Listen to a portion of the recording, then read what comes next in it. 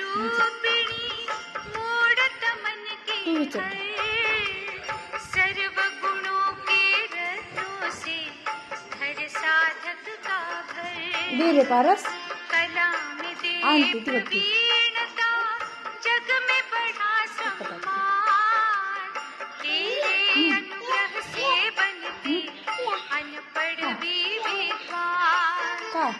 भक्तों के मन पाहिजे अंकित हो तेरा नाम, हर एक कार्य का मिले मनवांछित परिणाम। मोबाईल पाहिजे कशाला?